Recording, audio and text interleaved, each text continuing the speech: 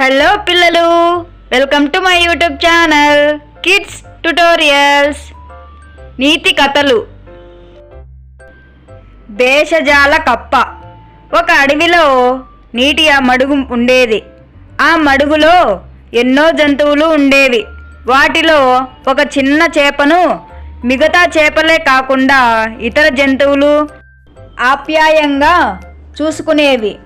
ఆ చేప అన్ని జంతువులతో ప్రేమగా మాట్లాడుతూ స్నేహంగా ఉండేది. ఒకరోజు ఆ చేప ఈదుతూ మడుగు ఒడ్డుకు వస్తుంటే ఒక కప్ప చూసింది. కప్ప మడుగుకి కొత్త కావడంతో ఆ చేప గురించి దానికి తెలియదు.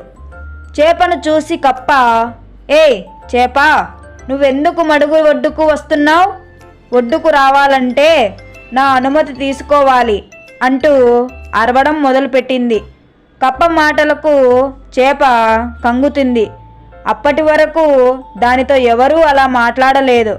అది కప్పను ఏమీ అనకుండా మడుగు లోపలికి వెళ్ళిపోయింది. అయినా కూడా ఆ కప్ప చేపను వదలలేదు. మడుగులోకి దూకి చేప వెనకాలే వచ్చింది. "నువ్వొక నిస్సహాయ ప్రాణానివి. నీకు తెలుసా?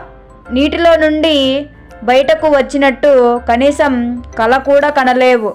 కానీ నేను నీటిలో ఈదగలను, నేల మీద బతకగలను" అని తన గొప్పలు చెప్పుకోసాగింది కప్ప. చేప మాత్రం ఏమీ మాట్లాడకుండా మౌనంగా ఉండిపోయింది. కనీసం కప్ప వైపు తిరిగి చూడను కూడా చూడలేదు.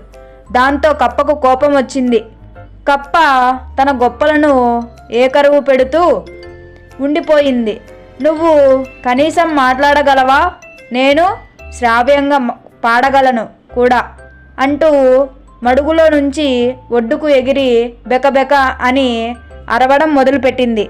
అలాగే చాలాసేపు అరవసాగింది. కప్ప బెకబెకలు పక్కనే ఉన్న పుట్టలో నిద్రపోతున్న పామును నిద్రలేపాయి.